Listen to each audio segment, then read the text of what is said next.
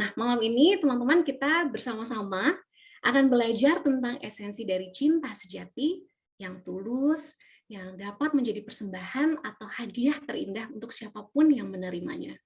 Nah, langsung aja kita undang sahabat kita, Felisa, untuk sesi Dharma sharing malam ini.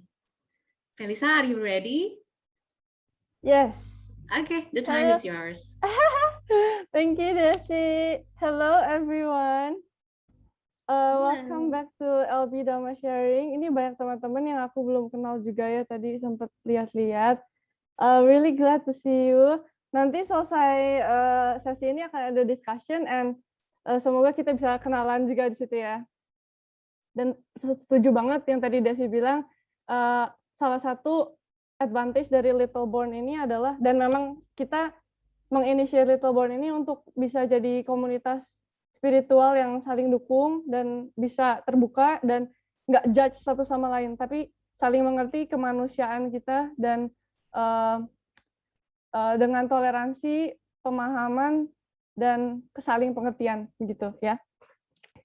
Nah, for an introduction, sesi hari ini mungkin belum terlalu berhubungan dengan judulnya, tapi kita tetap harus memulai dari big picture dulu.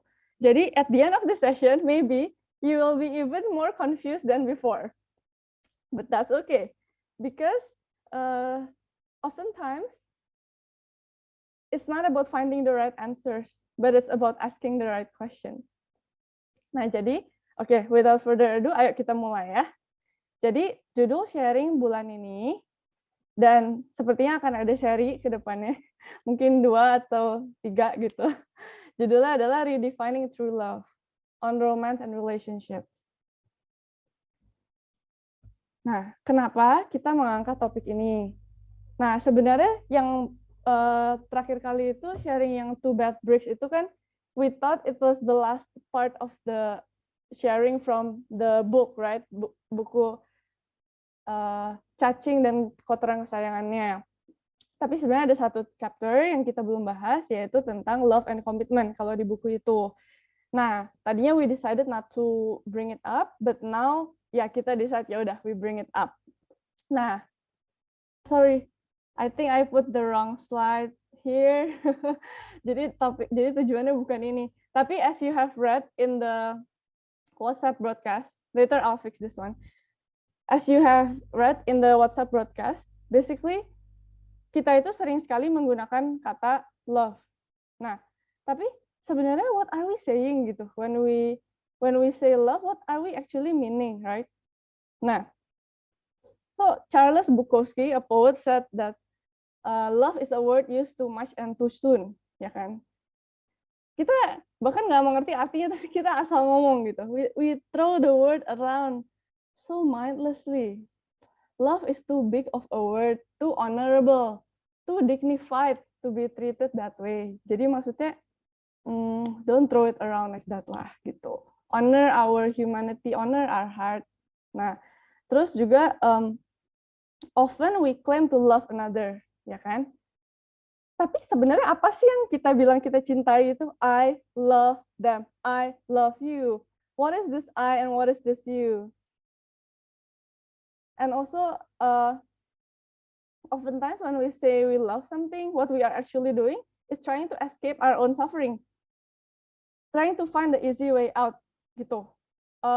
We think that this relief itu long lasting, tapi life always tries to tell us that this temporary relief is what it is. It's temporary, right?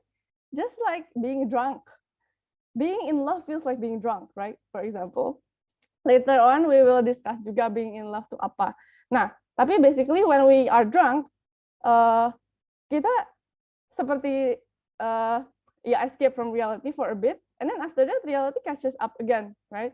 Jadi maksudnya adalah sebenarnya any action that is based upon grasping, rejecting, or confusion, di mana kita asal genggam, kita asal tolak, kita bingung-bingung, tapi kita take action, it's bound to make us suffer. Itu nggak akan membawa happiness untuk kita sebenarnya. Nah, and also giving and understanding are the heart of love. the core component of love itself itu giving and understanding. It's generous. Love is a gift and it's a one-way street. It's not asking for payback. Nah, and it seems that everyone is obsessed with love, right? Everybody wants love, looking for love. Bahkan I share this poster ke beberapa teman Buddhis gitu ya. Diresponnya malah, haha, cari true love dulu. Like what? Kayak apakah harus punya pasangan untuk mengerti apa arti kata true love? Padahal, maksudnya sorry to say, I'm not putting anyone down. Tapi seringkali pandangan dunia itu seperti itu gitu loh. So obsessed with seeking, and never finding. Of course, if we keep on seeking, we would never find. Because kebahagiaan tuh nggak ada di luar, tapi dari dalam gitu. Dan selama kita nggak bisa membuat diri kita itu bahagia, ya kita akan menularkan sakitnya kita itu ke orang lain juga. Siapapun yang kita tarik ke kehidupan kita, romantic or not romantic, same. Nah, jadi everyone wants love, but not everybody knows how to love. Nah, jadi how can we truly love and understand one another? Gitu kan? The world does not need more suffering, it needs more healing.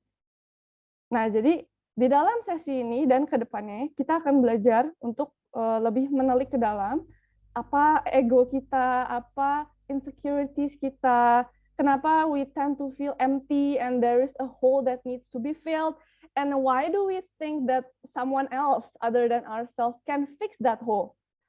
So we dig into ourselves. We learn how to nourish ourselves so that we can nourish others too and help them do the same to themselves. Gitu. Nah, jadi di balik topik ini tujuannya adalah itu. Oke, now we start. Ya, ringkasan dulu ya, as usual. Oke, cerita ini agak lucu. It may even seem humorous.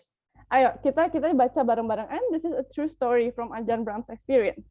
Ajahn Brahm berkata begini, when we are in love, we only see the good breaks in our partner's wall. Ya, kalau bulan lalu kita berbicara, di dalam satu tembok ada 1000 bricks, and then we only see the 2 bad bricks, ya kan? Nah, kalau sekarang Ajahn Brahm berkata sebaliknya, kalau kita lagi in love, yang dilihat cuma 2 good bricks. Nah, that is all we want to see, so that is all we do see. Karena our mind udah milih, ya itu yang mau kita lihat, gitu kan? We are in denial of the bad ones. Later, when we go to the lawyer to file a divorce, ya di sini kita nggak harus selalu related to divorce ya, bisa aja misalkan berantem atau break up gitu misalnya kan. We only see the bad bricks in our partner's wall, blind to any redeeming qualities. Seperti orang ini tuh nggak punya sisi baik sama sekali dan nggak pantas dimaafkan. We don't want to see those, so we don't see them. We go in denial again. Look at the cycle.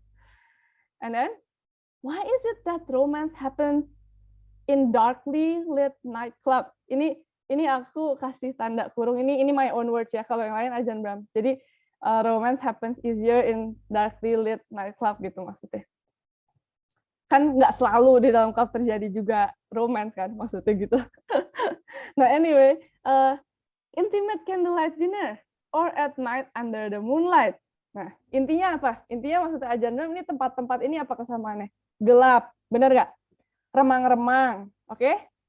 Foggy, smoky, blurry. Nah, itu ciri-ciri tempat-tempat itu, oke? Nah, it is because in those situations, you cannot see her pimples or his false teeth. Under candlelight, our imagination is free to fantasize that the girl sitting opposite could be a supermodel or the man has the looks of a movie star. Nih, misalnya candlelight seperti ini, ya kan?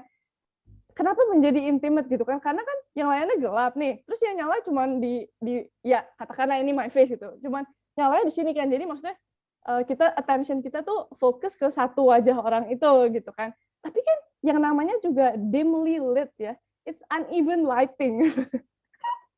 Kalau in photography itu namanya uneven lighting.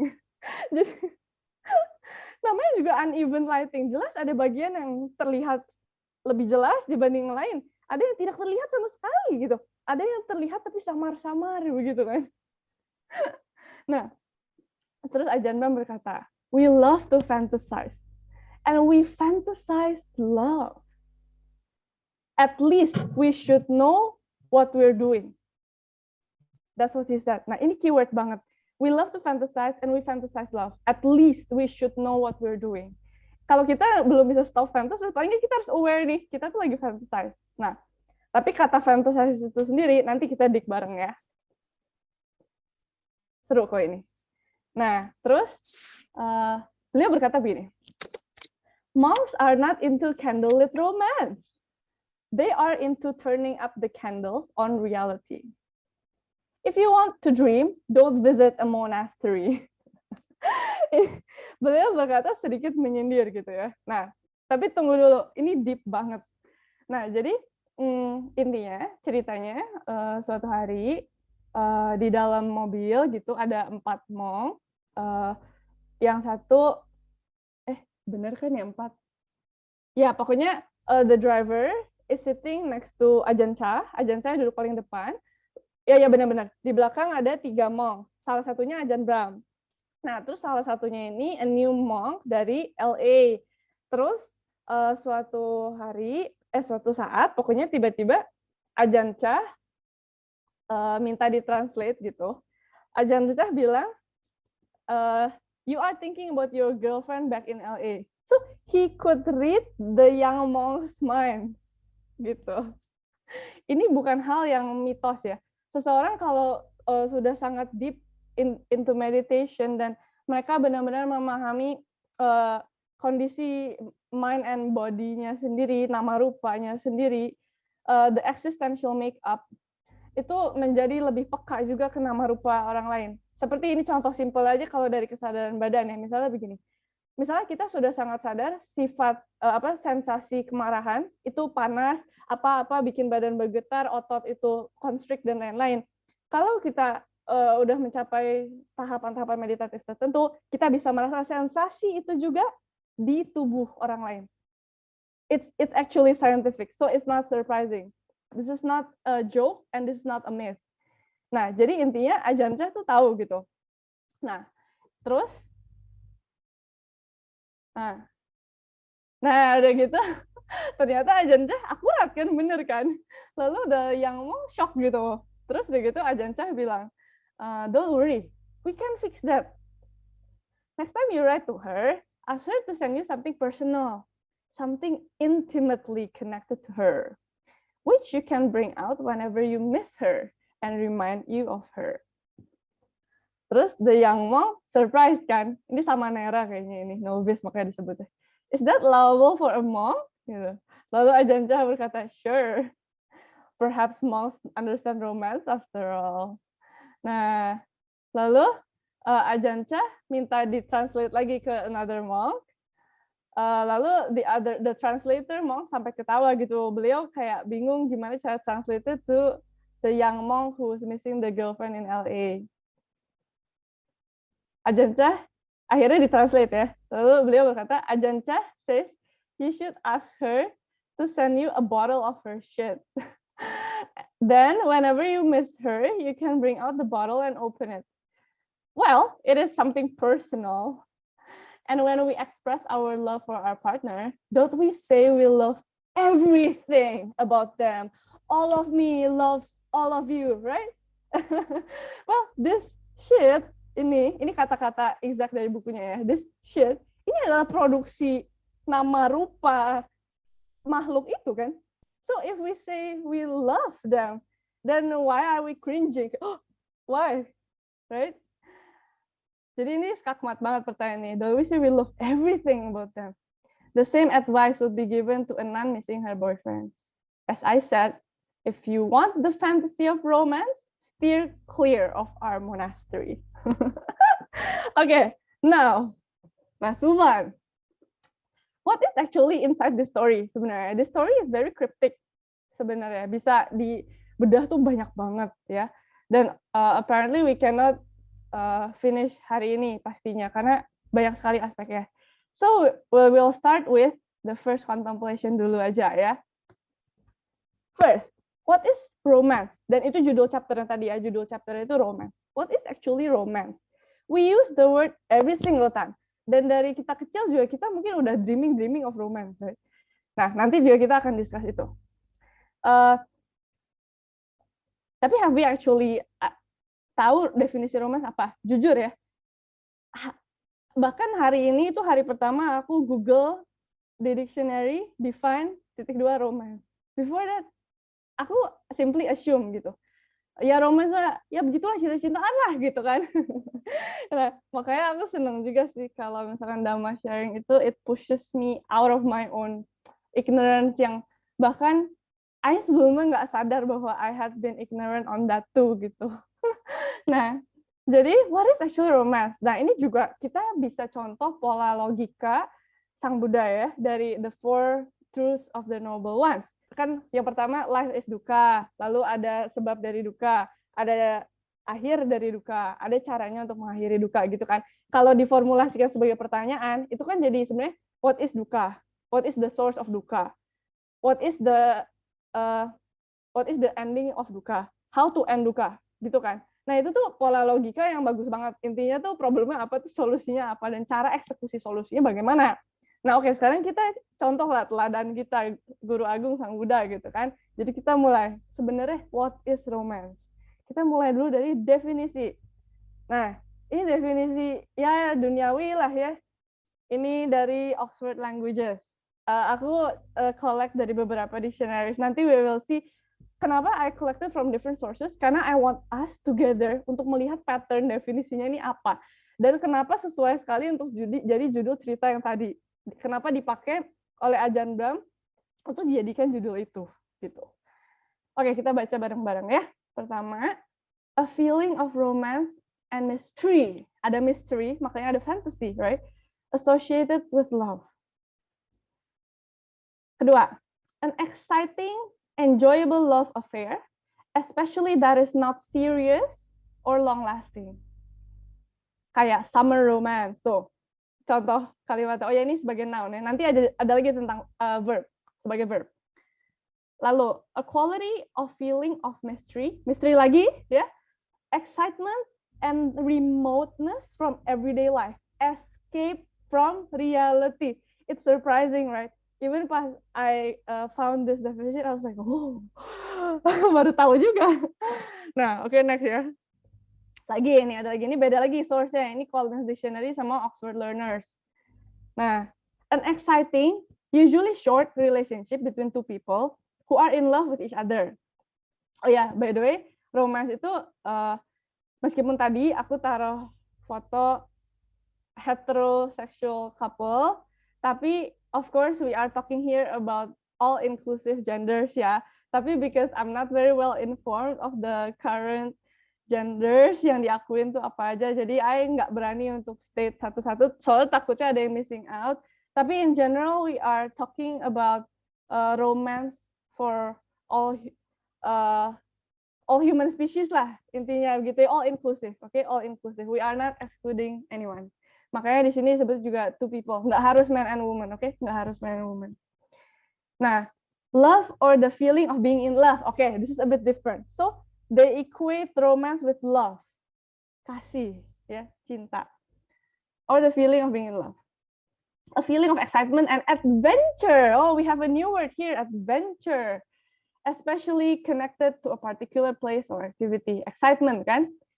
A relationship between two people who are in love, but are not married to each other. Nah, intinya apa patternnya? Cenderung short term. Cenderung meletup-letup dan menggebu-gebu. Ya kan? Actions and feelings of people who are in love. Especially behavior which is very caring or affectionate. Oke lah, ini lebih warm gitu ya. The pleasure and excitement of doing something new or exciting. Again, adventure. Next, as a verb. Court, wooing. Ini kalau bahasa modern mah mungkin PDKT gitu ya. Deketin gitu kan.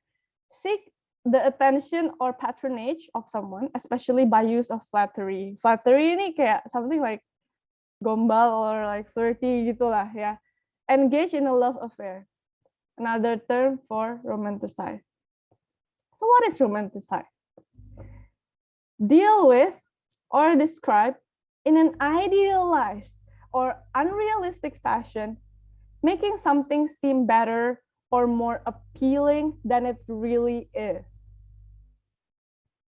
Nice. Bagus kan? Jelas, tuntas banget kenapa romance dijadikan judul untuk cerita tersebut.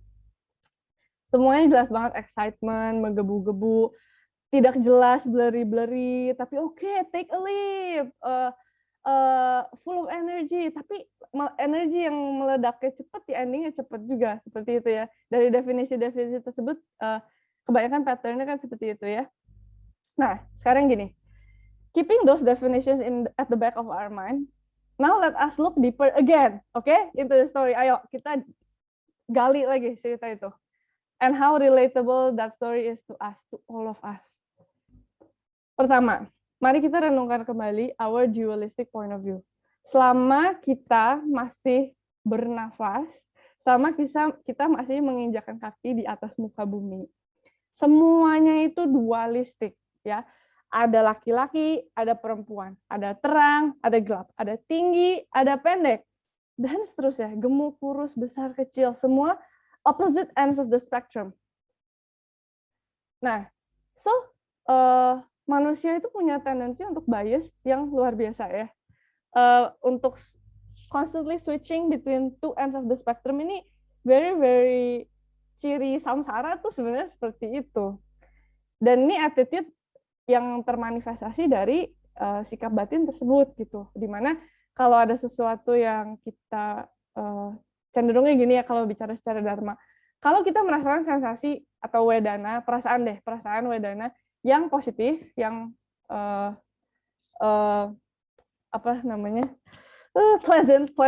pleasant, kita itu cenderung menggenggam. Nggak boleh hilang. Kalaupun hilang harus datang lagi. Kalaupun datang harus lebih dahsyat lagi. I want more. Nah, sementara kalau perasaan itu kita nggak suka, kita kayak nggak mau, habis-habisan kita tolak. Jangan pernah muncul lagi. I don't want to be sad ever again. I don't want to cry like this ever gitu kan. We are just so busy grasping and rejecting if we don't know this precious teaching ya sebenarnya. Dan juga kalau perasaan itu netral, kita cenderung apa? Nggak tahu kan? Ignorant, right? Disitulah tempat bertumbuhnya kebodohan kita, tempat bertumbuh dan berkembang biak moha. Ketika perasaan-perasaan netral itu kayak biasa aja, dan kita nggak pernah bersikap untuk menyelami biasa aja itu apa gitu loh. Nah, jadi intinya kita itu punya tendensi untuk bias perspektif. We tend to see the world through desire tinted glass. We tend to see the world based on what we want to see, desire, right? Or what we don't want to see, what we grasp and what we reject. That is how we see the world. Makanya we see the world not as it is, but as we are, gitu. Very subjective. Because, nah, ini untuk mengulang kembali pelajaran kita yang di bulan-bulan yang lalu tentang two bad breaks ya, bahwa seringkali kita itu tidak punya kapasitas to see the whole wall. Oke, ini ada yang buruk breaks-nya, tapi ada yang baik juga. Ada yang baik, tapi ada yang buruk juga. Dan semuanya itu part of the whole, dan itu tuh netral. Kita yang menaruh value di situ. Bukan benda atau orang tersebut atau makhluk tersebut yang contain inherent quality of good or bad. Nah, kita seringkali fail to see that. Sementara, wisdom comes not from seeing in part, but from seeing the whole. Kenapa Sama Sambuddha Gautama disebut Sama Sambuddha? Karena beliau adalah Buddha, itu adalah makhluk yang telah mengembang sempurna, makhluk yang telah Bud gitu. So Buddha is not a name ya. Makhluk yang telah Bud, telah mengembang sempurna, telah bud out as a full bloom flower. Sama means holistic, complete, in tune with the way things are. Jadi kalimat singkat ya, Buddha komplit lah gitu ya, mengembang komplit, mengembang sempurna. Nah, itu karena kebijaksanaan beliau sudah sempurna, bisa melihat segala sesuatu sebagaimana adanya dari begitu banyaknya perspektif gitu loh. Jadi wisdom ini always has to do with yata buta nyana darsana, things as they are. Melihat apa yang memang betul-betul ada gitu. Nah, oke, mari kita sekarang gali ya.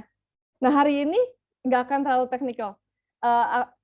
Not like usual, hari ini I don't put any abhidhamma, nothing. Aku cuma ingin mengajak kita semua untuk menelik ke dalamnya.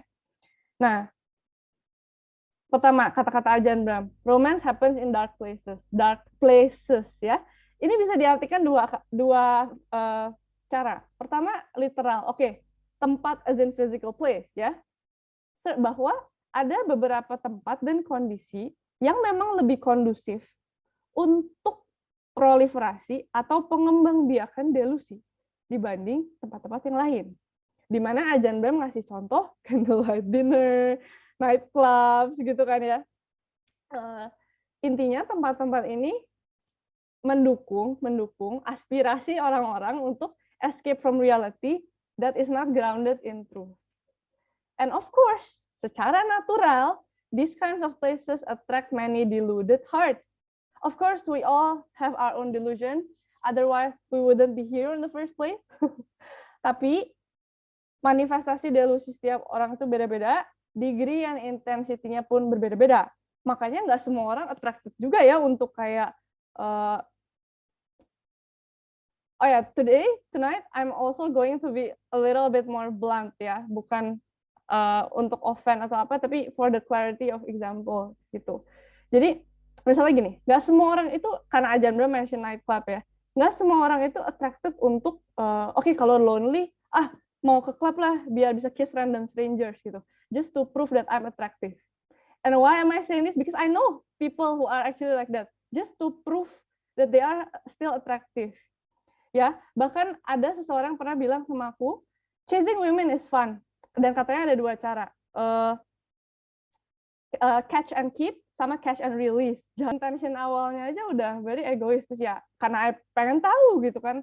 Aku nanya, oh ya, why would you want to catch and release? Emang it's not hurting you gitu. Well he's a guy ya, by the way. Dia bilang because it's fun. Literally dia ngomongnya begitu, because it's fun.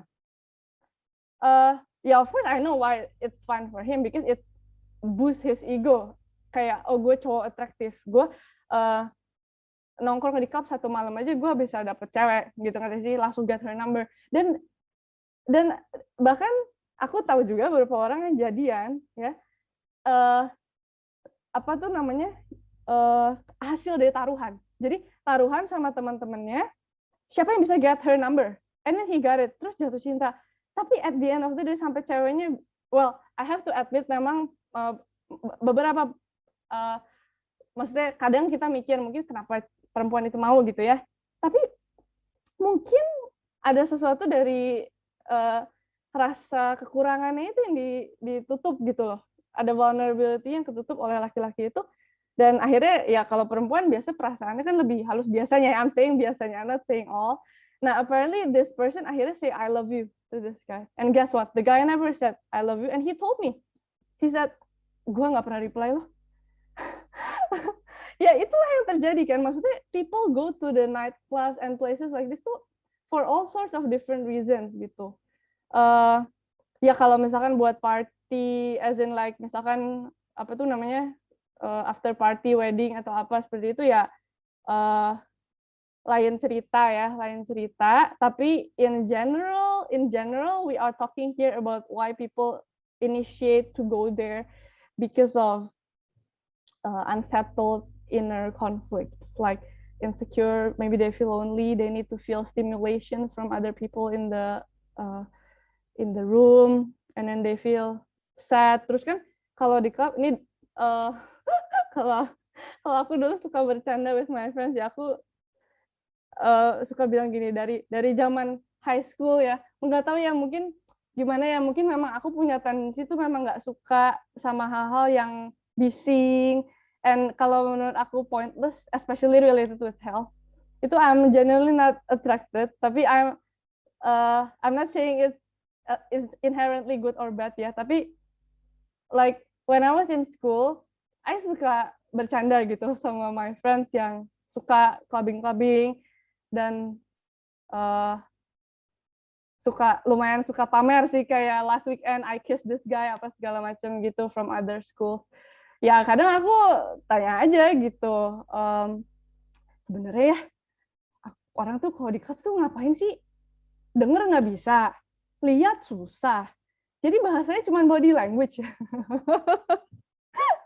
Dulu aku suka ngomong kayak gitu sama teman-temanku. But yeah, of course, I was often judged like agak-agak cupu gitu kan. Tapi I didn't mind karena ya I just don't see the point. Kalau aku personally, I didn't see the point in doing that gitu karena sebenarnya ini yang juga dicoba di point out oleh Ajahn Brahm, karena melakukan hal-hal seperti itu hanya temporary relief, dan sebenarnya seringkali itu menyakiti diri kita sendiri, batin dan jasmani, dan juga menyakiti orang lain.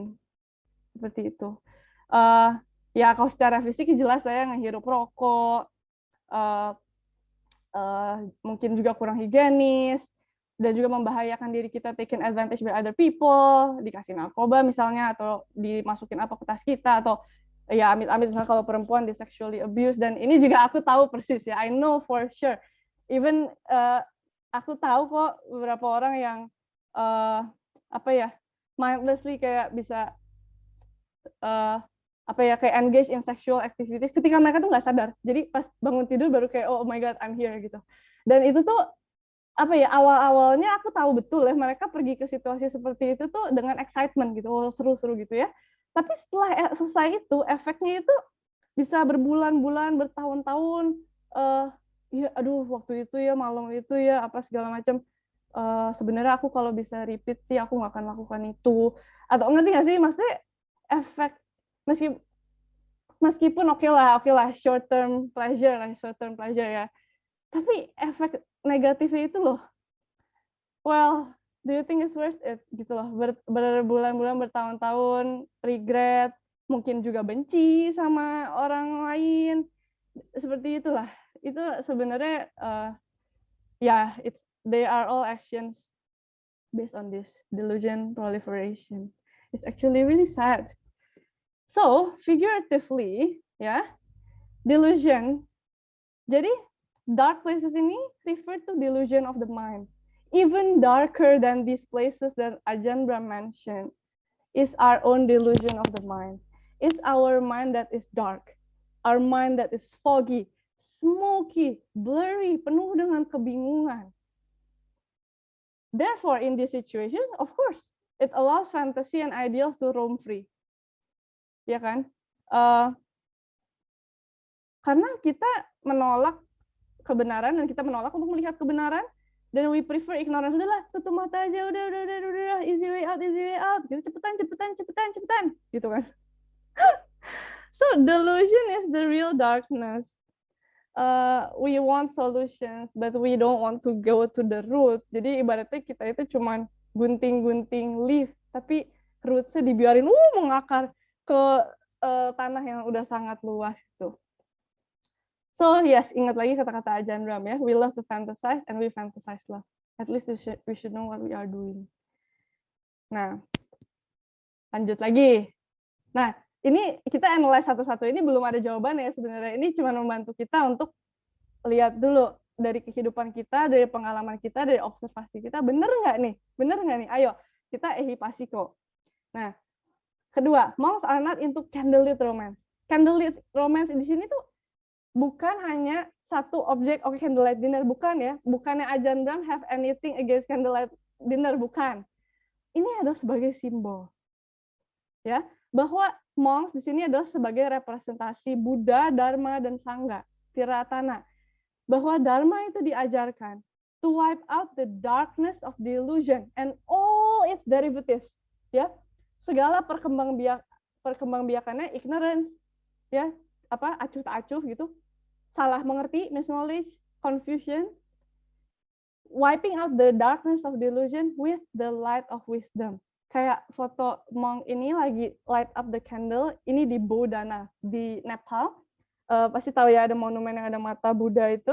Nah, itu mereka punya tradisi lighting up the candle, and that's what it means, lighting up the darkness of ignorance. Beautiful, right?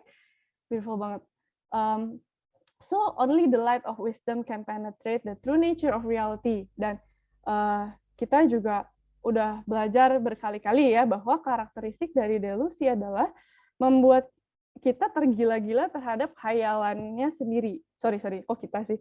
Membuat batin tergila-gila terhadap khayalannya sendiri. Karena apa? Karena batin menjadi tidak dapat melihat anicca, dukkha, dan anatta. Kita melihat kebahagiaan ya sebagai suatu kualitas inherent di sesuatu yang sebenarnya tidak ada kualitas inherent. Misalnya begini, let's say this is a thing, okay, ini this glass is a thing or a person. Delusi itu membuat kita melihat ini tuh benda ini tuh mengandung kebahagiaan loh. Aku harus punya ini. Kalau aku punya ini pasti aku bahagia selama-lamanya. Pasti aku nggak akan pengen ini lagi. Pasti kalau aku beli baju ini, aku nggak akan pengen lagi. Tapi apa kenyataannya? We keep on wanting more, right? We keep on wanting other things. One desire is fulfilled. Okay, sure, we may be satisfied until it is replaced by another desire. Dan kalau misalkan sesuatu memang punya inherent quality, okay, this is happiness, this is sadness. Berarti semua orang yang pegang barang ini bakal jadi happy dong. Yang punya barang ini, oh happy, kayak permen happy gitu, gitu kan. Atau pegangannya jadi sad, oh I'm sad, I'm like the most miserable person in the world. Tapi kenyataannya enggak kan. Kondisi batin kita itu yang determine whether or not we are happy gitu. Whether or not kita pegang barang ini atau enggak misalnya, ya kan. It's actually very easy to see. Yes, kalau kita lagi nggak diliput delusi, easy to see. Kalau misalnya kita lagi diliput delusi, ya our mind tuh gelap sekali, kayak black hole gitu, kayak no light can escape. Nah, sementara kalau the light of wisdom itu sebaliknya, bisa penetrate reality down to the deepest layer and to find sunyata, emptiness from inherent quality tadi, bahwa tidak ada inherent di semua hal yang berkondisi. Yang ada hanyalah kesaling terkaitan. Itulah light of wisdom. Nah, so oftentimes ya, delusi membuat kita lebih tertarik pada sugar-coated bitter truths. Kita nggak suka bicara tentang suffering. We dislike coming into contact with suffering. Kalau kita lihat news, ada orang meninggal, mungkin kita avoid kan? Atau mungkin kita lihat kakek nenek kita sakit, dalam hati kita, aduh, emak cepetan sembuh dong. Karena kita nggak nyaman lihat orang sakit gitu loh. Kita nggak nyaman lihat kulit emak sagging, kulit popo sagging, misalnya. Aduh, ada pimple, misalnya. Aduh, cepetan kamu pakai obat dong. Kadang-kadang kelihatannya kayak caring, tapi itu sebenarnya bisa jadi itu kita yang nggak tahan melihat apa yang menurut kita nggak indah. So be mindful of that. Seringkali apa yang terlihat sebagai love and care itu sebenarnya adalah a manifestation of I love me, I love my dreams, I love my aspirations. We are not loving the other person. Nah, jadi seringkali the truth of life is covered by sugar, ya. Misalnya begini, especially well, it's very easy to see in privileged society. Nah, kita nggak suka sekolah di sini, oke, pindah. Kita nggak suka di Jakarta, oke, beli tiket kemana. Kita nggak suka sushi di Jakarta. Kita actually one of my cousins ya di US, kebetulan beliau berteman sama kayak konglomerat di US gitu. My cousin cerita ya, katanya lagi bosen sama sushi di kota itu. They flew to the other side of the coast with a private jet gitu, just to get sushi. Nah, itu maksud aku adalah, what I mean to say is, kalau kita punya privilege ya, semudah itu untuk distract our mind from seeing what is actually discontentment. Ngerti nggak sih? Karena nggak puas sedikit, kita bisa divert langsung. Oke, nggak suka sini, pergi ke sini. Gatel, garuk. Ini nggak suka duduk ini, pindah, gitu kan. Nggak suka kamar sini, tidur sebelah. Nggak suka ini, buang. Nggak suka ini, beli baru. It's just so easy. Tapi kalau misalkan kita bayangin ya, waktu tahun lalu, in December, I went to Banyuwangi, dan aku sempat lihat, sempat diajak sama Bante Tejapunyo Mahatera untuk keliling rumah-rumah orang miskin begitu ya, karena kita sekalian ngasih sembako, and it was very eyes opening for me. Itu I experience interacting juga itu, misalnya ya, orang tua tinggal sendiri buta pakai tongkat, ada juga yang nenek-nenek tinggal sendiri, udah agak-agak pikun, ngomongnya udah agak nggak benar gitu. Lalu it came into my mind ya, wow, these people, they have no luxury to cover up suffering. They have no luxury to sugarcoat suffering. But it doesn't mean they are not happy. Maybe they are even content with their situation karena mereka, they are naked, no longer insulated. Their skin is skin to skin with life. Ya, dan apa ya? Ya karena aku juga ya tersentuh gitu. Jadi oh ya mungkin ini juga yang akan terjadi sama kita ya. Tapi we try so hard all our lives to avoid this very truth bahwa tua, sakit, dan mati kondisi kehidupan kita ini gitu. Nah, jadi itulah sugar coated bitter truth ya. We dislike coming into contact with suffering. Dan juga waktu, by the way, ketika aku pulang dari Banyuwangi itu, aku sempat ngobrol sama beberapa teman dan aku bilang, ayo kapan-kapan aku ke sana lagi ikut ya. And some friends said that, enggak, Vel, banyak yang sedih. See? Exactly, right? Kalau ada yang sedih, di avoid. Kalau dikirim foto apa yang sedih, aku hapus ya. Seperti itu, itulah. Kita tuh seperti itu. Tapi Sang Buddha nggak seperti itu. Sang Buddha kalau melihat suffering, diarahkan ke dalam. Oh, aku juga akan tua.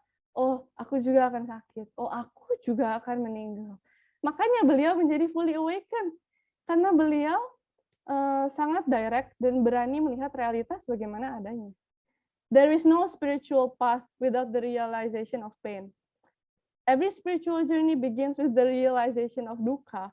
Kalau dari tahap pertama bahwa life is dukkha aja kita nggak bisa terima bahwa life is full of discontentment, no, I often feel pleasant things in life, misalnya begitu ya. Yes, it's true. Memang nggak dipungkiri kita banyak merasakan pleasant sensations in this life, tapi those sensations are temporary, right? Until they are replaced with another form of discontentment. Sehingga wanting. We are thirsty. Kita tuh seperti orang haus yang terus-menerus minum air asin. Ini ada di Lalita Wistara. Minum air asin. Dan dahaga itu nggak akan pernah hilang kalau kita minum air asin terus gitu. Makanya Sang Buddha mengajarkan kita untuk mengurangilah minum air asin itu dan melampaui kondisi yang serba terbatas ini, serba dual, serba ada lawannya ini gitu. Nah, sekarang lanjut lagi, simbolisme a bottle of shit. Nah, ingat nggak tadi waktu dikatakan minta pacar kamu untuk kirim a bottle of shit ya? Most of us here mungkin langsung pikir, wah apa nih yang intimate, apa nih yang very very personal gitu kan? Frankly speaking nih ya, jujur, kalau aku pertama kali baca itu aja, langsung mikir, oh, is it lingerie? Is it underwear? Ngerti gak sih? Nah, so that is how our mind works, right? How often and quick do we fantasize according to our own desires atau our own conditioning gitu loh, what we are familiar with, ya, and not aligned with the way things are. Karena ternyata salah kan? Ternyata maksudnya ajansnya bukan itu. Oftentimes, our mind is colored by raga. Raga itu seringkali ditranslate as sensual desire or lust, tapi arti lainnya juga adalah color, dye, stain, tint. Lucunya, reddish or crimsonish hue. Do you know this English phrase? You are looking at the world through a rose-tinted glass. And what is the color of the rose? The color of the rose is reddish, right? So, ketika aku menemukan ini, I was thinking, oh, apa this English, aphorism datang dari ini juga ya, maksudnya kalau kita trace back etymology, I mean, I don't know, tapi it's a speculation. Ya ini, lihat ini bagus nih. You know, it's funny when you look at someone through rose-colored glasses, all the red flags just look like flags. Iyalah ya, soalnya kita lihatnya ini udah red, jadi red flags sih kelihatannya ya kayak flags aja, nggak ada warna lagi kan. Yeah. So even when we interact with others, we are oftentimes stuck in our own colored solitary self of mind. Apapun conditioning dan rasa kekurangan gitu, atau ya conditioning lah ya biar general, apapun conditioning yang mewarnai pikiran kita, itu yang kita arahkan pikiran kita tuh kayak Google search kita tuh udah di narrow down gitu loh. Nah, so living in this way, how can we ever connect or be in tune with one? Nah, terus nah ini juga balik lagi ke idea of love itu ya, maksudnya kalau kita begitu selfish ya, stuck in our solitary self of mind, sebenarnya apakah kita bisa relate with others gitu loh. Nah, also ya, next, too often we think that intimacy is skin deep. Dari senario ini, kita berpikir, wah apa nih yang intimate nih, pasti physical nih, gitu kan. Terlalu sering we think intimacy is skin deep, maksudnya hanya level kulit. But true intimacy is within, and it is intangible, nggak bisa disentuh ya, beyond panca indera. Surface level, or superficial. It is soul to soul touching. It's a beautiful thing, and true love will not make each other suffer. It will only nourish each other. Nah, oke, kita lanjut lagi. A bottle of shit ini ya. When we claim to love someone, have we actually taken into account their shortcomings and suffering? Seringkali kita bilang kita sayang sama seseorang, tapi sebenarnya kita udah tahu belum ego dia manifestasinya seperti apa? Kalau sufferingnya beliau tuh seperti apa? Karena gini ya, kalau kita lagi rose tinted glasses, oh kamu suffer ya, aku kasihan banget sama kamu. Coba tinggal bertahun-tahun, if that person cannot deal with their own suffering, it's bound to make you suffer too. And I'm sure all of you here have your own experience about that, right? Perlu bukti apa lagi? Nah, terus ya kalau kita belum lihat their shortcomings and their suffering, ya jangan bilang we love them, because truth is we don't know them yet. So if we say love, what are we actually loving? Is an image of them, not them, right? Then, and are we aware that everyone is a body of ego, which is tanda petik shit ya, with all their own madness and craziness. When we decide to fit them into our lives. Ajahn Brahm pernah cerita, semua orang itu adalah a body, a ball of ego. When we decide to fit somebody into our life, our house gitu di rumah, kita itu seperti ngajak satu gajah untuk tinggal di rumah kita, yang kadang-kadang gajah ini akan bikin kita senang, kadang-kadang gajah ini will ruin the plants, our garden, probably ruin our house. Dan kita menerima, oke, kadang-kadang dia bikin kita happy, kadang-kadang dia ruin the garden, kita terima nggak? Nah gitu. Jadi Ajahn Brahm berkata, everybody is a ball of ego, and we have to be aware when we try to fit them into our lives. Nah, ini ya tadi, all of me loves all of you. It's easier to say through a rose-tinted glass. When all we have seen is the bright side of things, ya kan? Terus misalnya kalau kita wedding vow, oh, in sickness and in health, apa segala, ya iya kita lagi happy. Kalau misalkan keadaan batin kita lagi nggak happy, bisa nggak keep that vow in sickness and in health? Atau aduh kamu tuh ya sakit-sakitan, aku cari cowok lain lah. Ada kan yang kayak gitu, kejadian seperti itu? Atau enggak in poor or in well? Banyak kok orang yang ninggalin pasangannya karena misalnya keadaan ekonominya jatuh, atau malu atau gimana gitu kan. Jadi maksudnya ya itulah kondisi dunia sih ya. Love takes a lot of work. It's not a fairy tale. It's beautiful, but it takes effort. Conscious effort. It's not like happily ever after gitu. Nggak ada istilah ever after dalam kondisi duniawi yang serba berubah ya. Jadi intinya adalah don't make promises when you are happy, and don't make decisions when you are angry. Jangan gegabah. Termasuk juga dalam mengatakan cinta ya. Kalau kita belum cinta itu nggak apa-apa. Bilang aja I really like you. By the way, that's what I always do. aku aku nggak pernah apa ya, ya semoga ini bisa kalian bisa relate ya. Misalkan gini, I believe that when I say love, it should be benar gitu. Jadi karena aku betul-betul respect kata love itu sendiri. Jadi I nggak sembarangan ngomong seperti itu. Kalaupun misalkan aku ngomong kata love, itu sebenarnya sebelum aku ketik, itu in my mind aku udah set, oke, love-nya ini gitu. Jadi karena I don't want to kebiasaan I love you, I love you, I love you kayak gitu. Jadi misalkan oke, love for a friend, aku udah set in my mind I love you sebelum aku ngomong ya. I love you karena I feel that in this moment I know you dan aku merasa aku bisa menerima kekurangan kamu dan I respect you, I admire you, and I hope we can grow together. Maksudnya ada tekad itu sebelum aku ngomong. Jadi at least aku definisikan dulu nih levelnya tuh, level love-nya tuh apa dan bagaimana gitu. Set it in my heart before I say it gitu. Dan kalau misalkan sama romantic partner gitu, maksudnya kita belum siap untuk bilang I love you, nggak apa-apa, bilang aja I really like you, it's okay. Ya, thank you biasa kalau aku ya, aku ngomong oh thank you, I really like you. Udah. Ya maksudnya pasangan kita juga harus ngerti dong karena kan love takes process kan, nggak bisa tiba-tiba I love you gitu. Dan juga dengan seperti itu kita juga mengajak dia untuk berhati-hati juga gitu. Ya ini tadi ya, love is too big a word to be thrown around mindlessly. And have you ever questioned what is love? Say what you mean.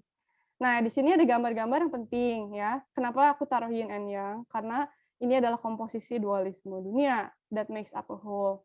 Bahwa nothing is inherently purely good, nothing is inherently purely bad, dan semua itu dualisme. Seperti foto ini, gambar ini, pasti kita semua udah pernah lihat kan. Kita bisa lihat ini sebagai wanita yang cantik, yang elegan, dan berkelas pakai baju bulu. Tapi kita juga bisa lihat sebagai old woman yang nggak cantik gitu ya, apa namanya, general definition kurang cantik gitu. Nah, terus ini ada sedikit ya sharing Spanish word ya, they have te quiero and te amo. Te amo paling terkenal ya, te amo, I love you, and guess what te quiero is? It means I want you. Dan mereka menggunakan kata-kata ini dalam konteks yang berbeda-beda. Maksudnya aku kagum sih dengan kejujuran itu ya. I want you. Itu jujur sekali terhadap desire itu, bahwa itu bukan love dan itu dibedakan. Is it quiero or is it amo? Nah, lalu ada sedikit ini tentang teori Sigmund Freud ya. Mungkin kalian juga pernah dengar the iceberg theory, bahwa everybody is an iceberg, di mana yang kelihatan hanyalah the tip of the iceberg. Jangankan orang lain ngelihat, kita sendiri aja kadang nggak tahu iceberg gede kita yang kependem air itu apa. Ya, dan setiap manusia itu terdiri dari 3 personality, kata Sigmund Freud. Pertama, the id, kedua ego, ketiga super ego. The id itu the primitive instinct, fight or flight gitu. Nih contohnya, I need to eat right this second. Nah, terus super ego tuh kayak this moral judge atau this angelic guide gitu, yang bilang eating during an important meeting is rude and inappropriate gitu kan. Nah, ego is what we present to the world. Setelah kita mempertimbangkan primitive insting kita dan juga super ego kita. Nah, jadi beliau berkata, you can't do that because you're in the middle of an important meeting. But yes, I'm still hungry. Nah, seperti itu sebenarnya. Ini juga menjadi refleksi kita tentang anatta. Karena sebenarnya yang disebut diri itu yang mana? Ketika kita lagi primitive instinct, ketika kita lagi jadi super ego, atau ketika jadi ego? 3 of them are part of us. Jadi yang disebut diri ini letaknya di mana? Coba tunjuk. Apakah di mata, di tangan, di hati, di jantung, di pikiran rasa senang, di pikiran rasa jatuh cinta, di mana? Tunjukkan di mana. Dan kita tidak akan pernah bisa menunjukkan titik di mana letak diri itu. Karena we are a flux of energy. We are a flux of energy of mind and matter. That's all. Nah, ini yang terakhir ya. Ini aku mohon izin, ini gambarnya belum aku kasih lihat ya. Tapi sebenarnya yang Ajahn Chah berkata tentang a bottle of shit, ini tuh sebenarnya mengacu, I think ya most likely is an interpretation, tapi most likely it's apa namanya, an introduction to Asubha meditation, atau disebut juga Patikula Manasikara. Manasikara ini basically artinya perhatian. Patikula tuh kayak sesuatu yang bikin kita gitu loh. Jadi seringkali ditranslate sebagai a reflection on disgust or something like that. Tapi you get what I mean, right? Tapi not in a negative way. Maksudnya disgust ini bukan negative way ya, tapi supaya kita itu bisa correct our distortions of the mind. Kita udah belajar dari tahun lalu kan, distortions of the mind ada 4. Kita melihat apa yang anicca sebagai nicca, melihat apa yang dukkha sebagai bahagia, kita melihat apa yang anatta sebagai ada diri, dan juga yang terakhir kita melihat apa yang ugly sebagai beautiful.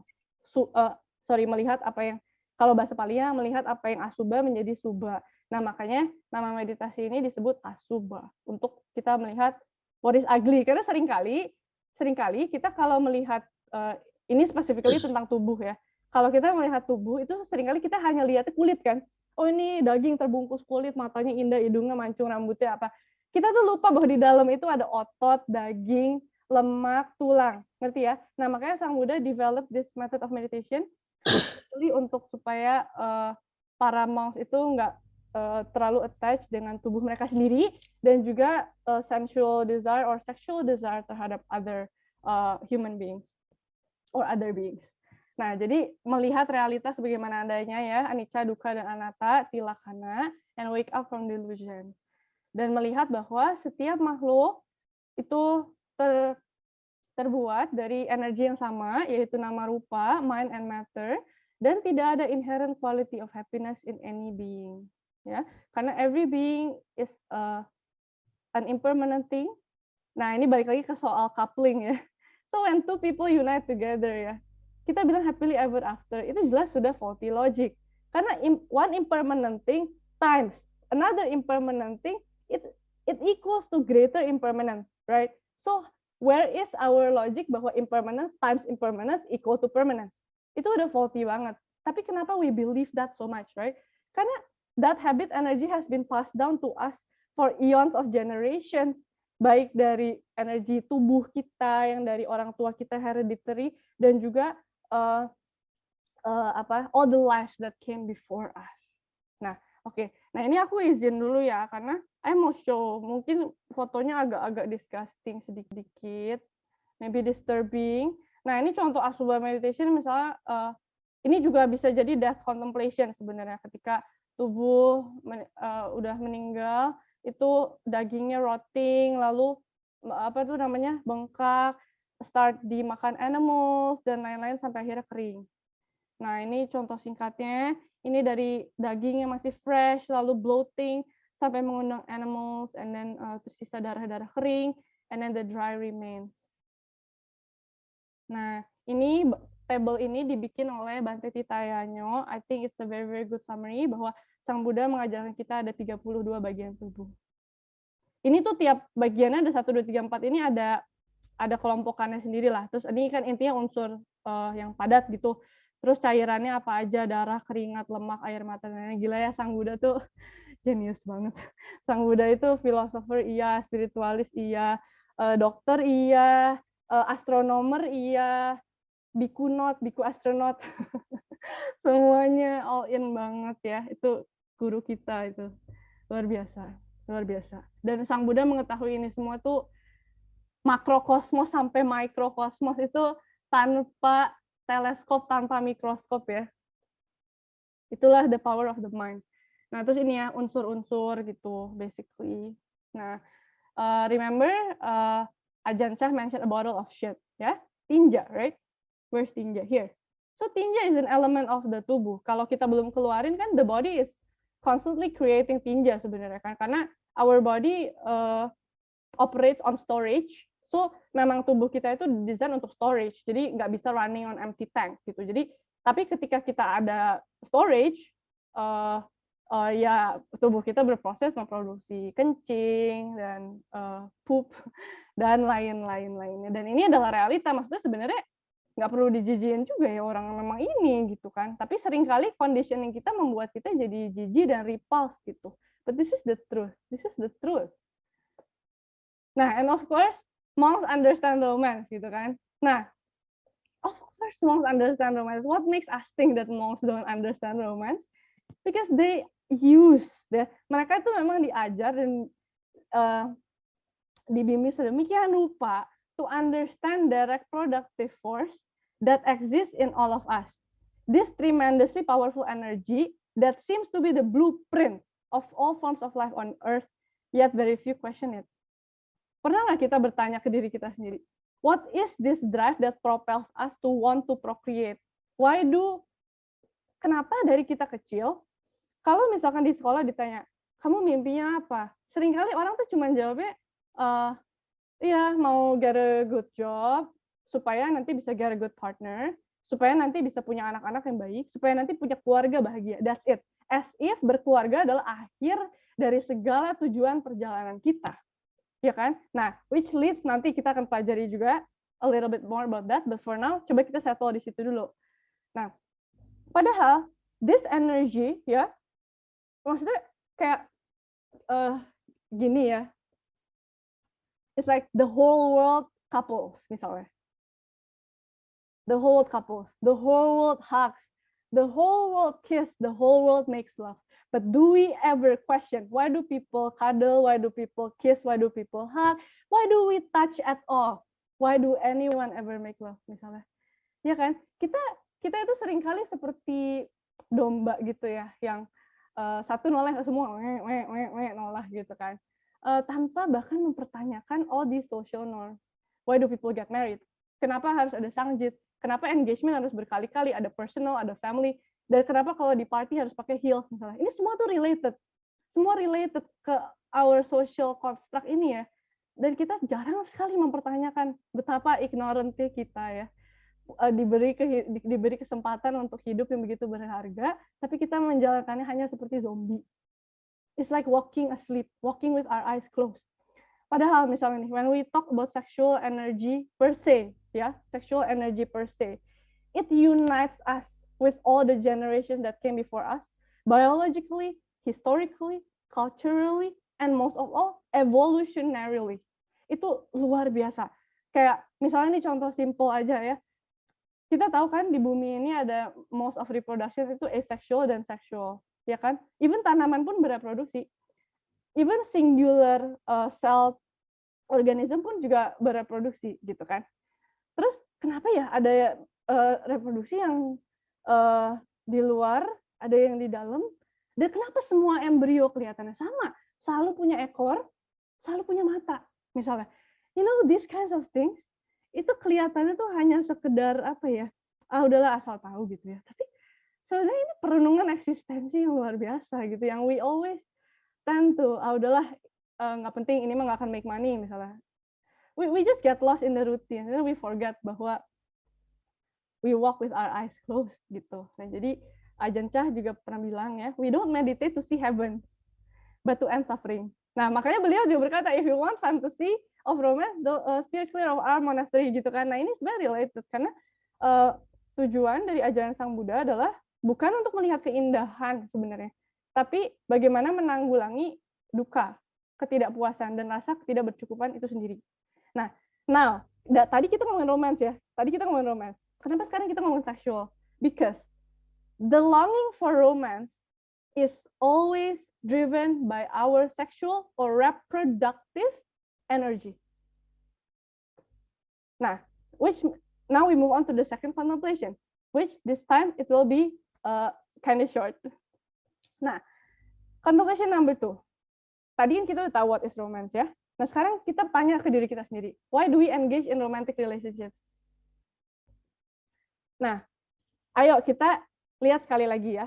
Sang Buddha mengajarkan kita ya, sebagai komunitas, itu Buddhist community, ada banyak cara menuju Roma. Many roads lead home. Home kita ya adalah the present moment, basically. Whatever is. Apapun yang ada, that is our true home. Many roads can lead home. Buddhist community itu in general terbagi 2. Dari jalur monastik atau pabajita. Pabajita itu artinya juga menarik ya. Jadi ada 2 jenis monastik ya. Yang pertama itu, kalau dulu sebelum ada Sangga Sang Buddha itu disebut paribajaka, kalau nggak salah. Iya benar. Ya, paribajaka. Pari kan artinya kayak muter gitu ya. Nah, jadi paribajaka itu jalan muter-muter, kayak petapa mengelana tapi nggak tahu kemana. Nah, makanya Sang Buddha ketika establish the Sangha, he did not use the word paribajaka anymore. He used the word pabaja, ya kan? Nah, menjadilah the word pabajita, yaitu seseorang yang meninggalkan kehidupan rumah tangga dan menjalani pertapaan, tapi dengan tujuan, bukan pari, bukan muter, dengan tujuan. Bertapa tujuannya apa? Gitu. Tanpa tujuan hidup yang tandas, kita nggak akan kemana-mana. Hanya wandering. Makanya disebutkan kan kalau dulu tuh wandering ascetics gitu kan. Nah, makanya Sang Buddha nggak mau menggunakan istilah itu lagi. Jadi istilah pabajita. Nah, itu monastic. Jalur kedua adalah laity atau lay persons. Nah, itu adalah umat, ya kan? Nah, kalau monastik kita tahu ya biku-bikuni, samanera-samaneri. Nah, ini ada juga sikamana itu sebelum jadi bikuni jadi sikamana gitu. Basically different Buddhist countries bisa punya istilahnya sendiri, tapi in general biasanya kayak misalkan nih, laity itu biasa lebih banyak. Misalkan Anagarika ini masih sebenarnya umat, Anagarika itu umat, tapi dia menjalankan 8 sila dan juga biasa pakai bajunya putih gitu, sederhana banget lah, kayak cuman misalnya satu jenis maksudnya ya, bukan satu helai, satu jenis. Nah, dan komit untuk menjalankan hidup dalam jalur dharma, tapi nggak tinggal di wihara. Itu Anagarika, bisa perempuan, bisa laki-laki. Terus ini Maici Tilasin ini Atasilani ya. Ini ada juga Atasilani itu kan 8. Nah, 8 sila ini perempuan nih. Ini perempuan. Maaf aku agak kurang hafal ya yang mana Thai, yang mana Myanmar. I'm not very familiar with that ya. Tapi intinya female monastics di Thai and Myanmar gitu biasanya dipisahnya kayak begini. Jadi ada yang 8 sila, ada yang 10 sila, terus ada juga yang tinggal di monastery sebagai fully ordained person, ada juga yang tinggal di monastery tapi bukan ordained person gitulah. Tapi you get what I mean, right? Mereka silanya ya di atas sila kita gitu. Kalau kita ini upasaka upasika ini yang Pancasila, silanya 5 gitu. Nah, ini adalah householder, tinggal di rumahnya masing-masing dan boleh berkeluarga dan punya karir di luar Buddha Dharma gitu. Nah, ini contoh ini Anagarika Munindra, ini gurunya Joseph Goldstein. Lalu ini Anagarika perempuan. Nah, ini gambar Sang Buddha sedang ceramah ke para Gahapati. Nah, oke, we'll see Gahapati apa ya. Nah, laity and specifically the householder or Gahapati atau perumah tangga is the most traveled road. Nah, remember, many roads lead home. Nah, satu jalan yang paling sering dipilih kebanyakan umat manusia adalah jalur perumah tangga. Nah, Gahapati etymologically itu artinya master, pati itu bahasa Indonesia tuh adipati, tapi adipati is also in Pali and Sanskrit, artinya sama pemimpin, adipati. Jadi master of the house kayak di Indonesia tuh sering pakai kata graha kan. Graha tuh Sanskritnya gaha gitu. Gaha tuh Palinya. Jadi Gahapati tuh master of the house. Usually it referred to settled adult male with a family. Jadi ada istri, ada anak. Nah, tapi in general now today we use the word Gahapati for all perumah tangga, whether married or single, punya anak atau nggak punya anak, misalnya childless marriage atau apa, pokoknya intinya upasaka upasika. Nah, ini tuh jalur yang paling banyak dipilih umat atau manusia in general. Now, have you ever contemplated on why it seems to be the easiest choice for most of us? Oh, ini aja gitu. Atau enggak, aku juga sering mendengar banyak orang kayak nyari excuse sih kayak gini. Oh, tapi kan kalau umat boleh kan? Kalau umat nggak usah kan? Jadi malah delighting bahwa kita nggak punya official sila untuk certain things, misalnya, ngerti nggak sih? Tapi kan sebenarnya tujuannya bukan masalah boleh nggak boleh ya. Sang Buddha itu memberikan kita yang namanya anupubikata atau pembelajaran bertahap sesuai dengan kematangan batin kita masing-masing. Misalnya batin kita belum siap, terus tiba-tiba dimasukin monastic life. We may not be a good biku or bikuni. Bahkan kita bisa jadi suffer banget karena kita belum tahu how to channel that energy of suffering and transmute it into peace. Kita belum skillful. sebaliknya juga kalau orang begitu punya spiritual urgency yang matang banget, dia nggak akan betah di rumah lama-lama, pasti sooner or later tuh kepingin ninggalin gitu. Itu pasti kan ada imprint karma lama juga ya, mungkin ada tekad karma di masa lampau gitu ya. Jadi Sang Buddha tuh benar-benar mengetahui kecenderungan manusia masing-masing gitu. Meskipun beliau mengajarkan kita, oke, yang ideal ya seperti ini, karena jalur monastik itu ibaratnya seperti jalan tol, distraction-nya lebih sedikit kan. Tapi begitu jalur umat kayak kita di jalan biasa banyak tin tin tin tin gitu kan, dari sana sini orang nyebrang, kucing nyebrang, dogi, burung jatuh apa segala macam. Jadi banyak gitu, lebih banyak gitu, kayak tersendat-sendat gitu kan.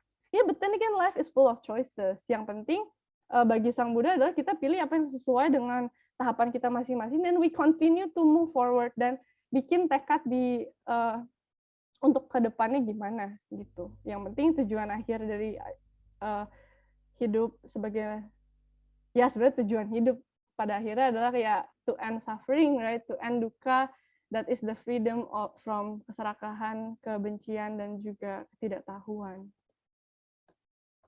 Nah, jadi apakah kita sudah pernah berkontemplasi kenapa pilihan ini begitu mudah untuk kita pilih, dan begitu rasanya kok natural banget kita untuk memilih ini gitu kan. Nah, sekarang kita balik lagi ke Sigmund Freud ya. Beliau adalah seorang psychoanalyst from Austria. Basically yang berkata bahwa sex is the motivating force in all of us. Tadi I mentioned about anak-anak tuh dari kecil tuh kesannya tuh kayak udah berarah pengen berkeluarga begitu kan. Ya mungkin ada apa ya, ada influence dari environment juga, tapi ketika dikasih tahu mungkin dia kayak oh iya, ngerti nggak, kayak misalnya the parents words awaken the seeds within them, jadi mereka oh iya ya setuju, ngerti ya, begitu mudahnya setuju dan bergulir di dalam arus itu gitu. Nah, Sigmund Freud berkata, look, I don't agree with everything he says, kayak I've read some of his works and sometimes I just feel like ini gini banget dah. Tapi ada a grain of truth. Dan juga banyak psikologis sekarang juga bilang memang nggak semua yang Freud bilang tuh seakurat itu, tapi dia banyak benernya juga. Nah, beliau berkata begini, the behavior of a human being in sexual matters is often a prototype for the whole of his other modes of reaction in life. All modes of reaction loh. Jadi bukan hanya soal milih pasangan, tapi ya tadi bahkan kalau anak-anak aja bisa mikir mau punya keluarga bahagia apa segala macam. Ketika kita ngelihat gini ya, misalnya kita lihat advertisement, seks ini nggak selalu didisplay dalam bentuk hubungan seksual ya, atau yang seksi-seksi gitu, enggak. Tapi misalkan kita lihat iklan panci, iklan dapur deh ya, keluarga bahagia, pegang baby, iklan Pampers misalnya, atau restoran, ada foto keluarga, apartemen, foto keluarga, ngerti ya? Itu tuh it awakens that similar energy, same energy basically, that reproductive energy bahwa oh, I want to be a father, I want to be a mother, I want to have a child. Tapi kita seringkali tidak mempertanyakan, kenapa ya aku kepengen ya? Kenapa ya? Aku bakal jadi good mother nggak misalnya? Ngerti nggak sih?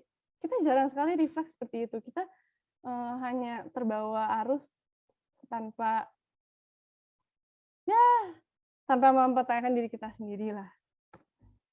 Nah, sekarang ini Charles Darwin. Charles Darwin hidup sempat coincide ya sama Freud, tapi Charles Darwin lebih tua. Ini quote famous sekali ya. It is not the strongest of the species that survives, nor the most intelligent and most adaptable to change. Nah, jadi Charles Darwin ini one of my favorite scientists.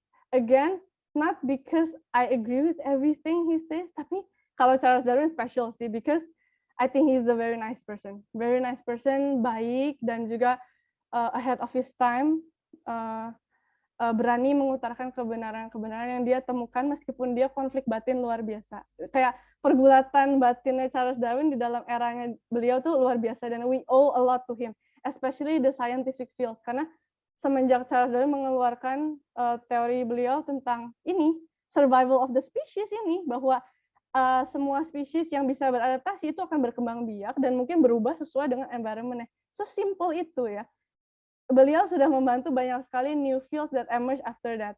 Archaeology terbantu, genealogy, dan others ya, termasuk tracing our ancestors,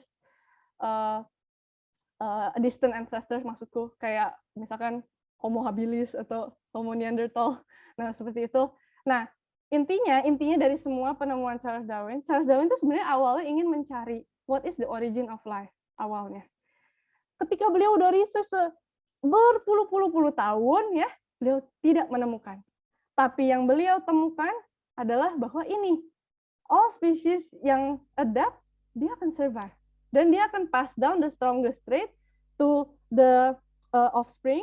Dan trait yang di pass down itu sebenarnya not necessarily menjadikan kita lebih baik. Jadi kalau misalkan kita bilang, oh semoga kamu akan mendapatkan semua yang kamu mau, semoga kamu forever be happy, semoga tahun depan semuanya lebih baik.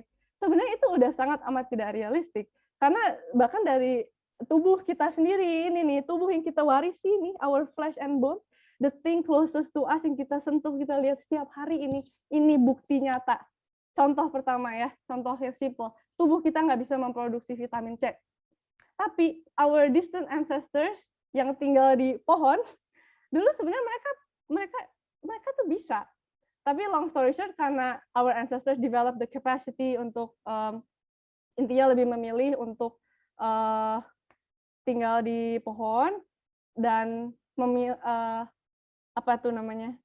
hunting for fruits, sehingga mereka develop the eyes untuk melihat colors. Long story short, mereka jadi depend their vitamin C nutrition on outside things. That is why now, tada, we have to eat orange and vitamins and etc. to get vitamin C. So that itself is already a proof bahwa sesuatu yang berubah itu tidak selalu for advantage ya. Tapi apa? Apa yang paling suitable for the present moment? Nggak selalu necessarily good, necessarily bad in itself. Tapi apa yang paling cocok untuk kehidupan kita di masa ini, di sini dan sekarang, here and now. Ya kan? Kayak misalkan ya udah soal vitamin C, ya sekarang juga kita bisa dapat vitamin C di mana-mana gitu. Jadi maksudnya it's not that much of a hard work juga bahwa tubuh kita nggak bisa memproduksi vitamin C. Misalnya itu contoh simpel ya. Nah, jadi nih, through our long journey of wandering, we have inherited this powerful energy, ya, which has kept us on the mode for survival. Nah, ini maksudnya apa? Begini, Sang Buddha itu mengakui bahwa sexual energy ini adalah, nah ini karena my research, aku belum bisa menemukannya. Ada yang bilang Sang Buddha berkata, it is the most powerful energies of all, tapi ada juga yang berkata, it is one of the most powerful. Nah, jadi for that reason, I'm gonna stay safe dalam kata one of the most powerful. Ya. Jadi, Sang Buddha mengakui bahwa sexual energy or reproductive energy, dorongan kita untuk bereproduksi ini, ya, itu begitu kuat, dan kita harus bisa use this energy wisely. Dan kalau kita memilih untuk jadi monastik, kita harus tahu bagaimana untuk mentransmute energi tersebut menjadi pengetahuan dan kebijaksanaan. Nah, energi reproduksi ini telah keep us going for survival. Maksudnya gini,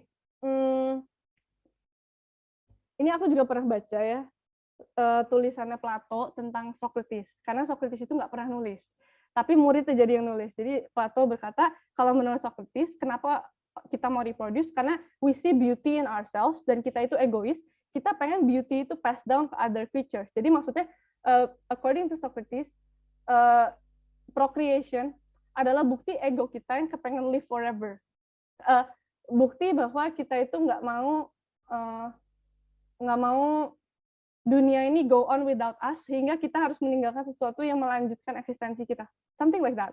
Nah, ya again, of course, kayaknya sih nggak sepenuhnya bener lah ya, tapi there is a truth in there, right? Bisa aja gitu.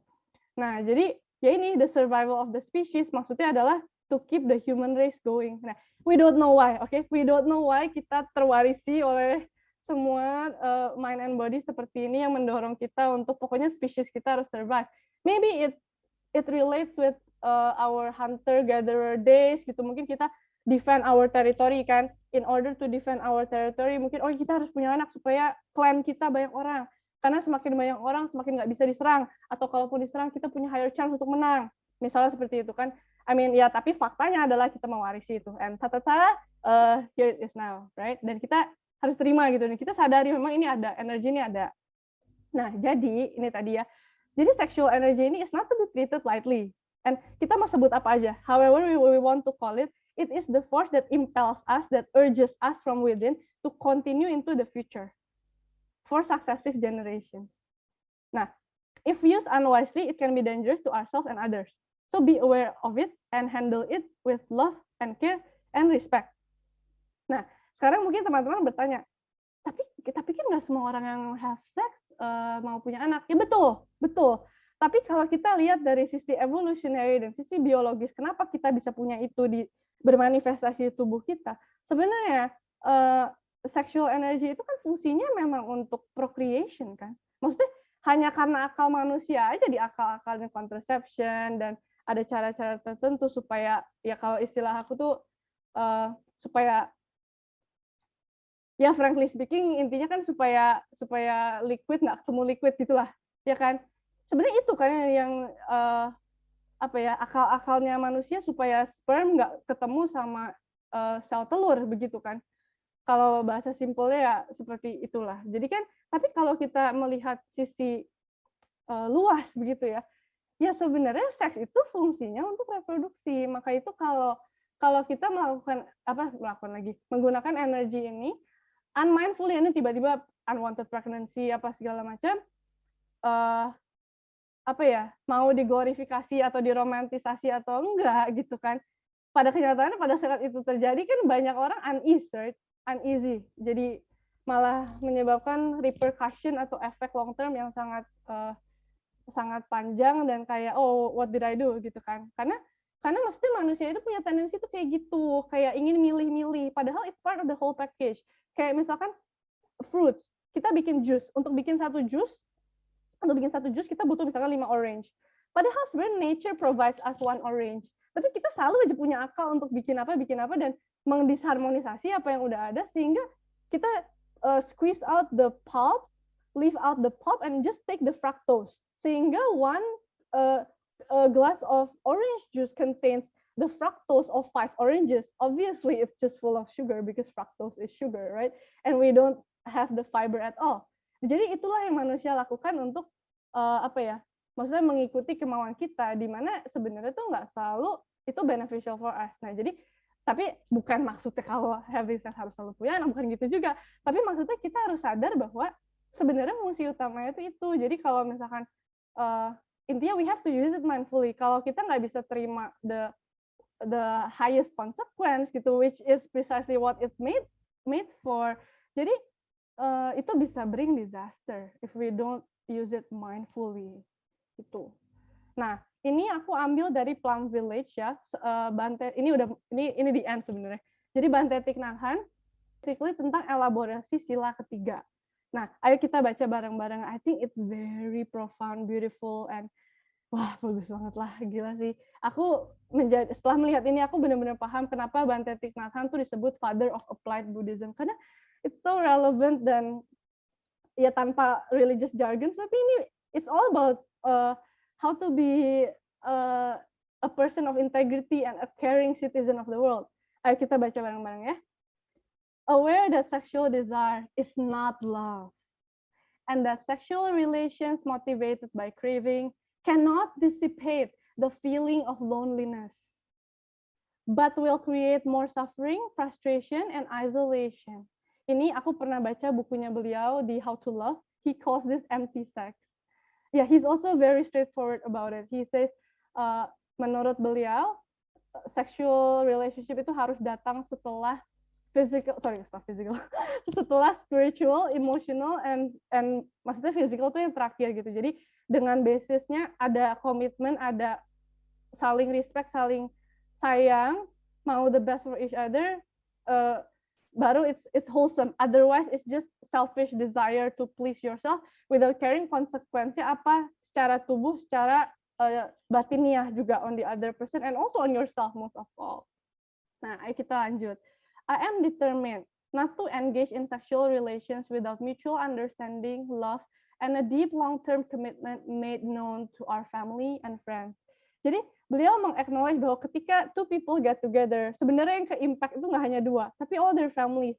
Misal kita kalau memang mau bersatu ya, jangan bikin calon mertua kita tuh worry. Jangan juga bikin mereka berprasangka buruk tentang kita. Misalnya, ya kayak kita juga harus bertanggung jawab. Kita punya tanggung jawab untuk menjaga nama baik keluarga mereka juga. Kalau kita care ya. Tapi kalau kita nggak care, your problem is yours, my problem is mine. Jadi nggak ada inclusivity, that is not true love ya.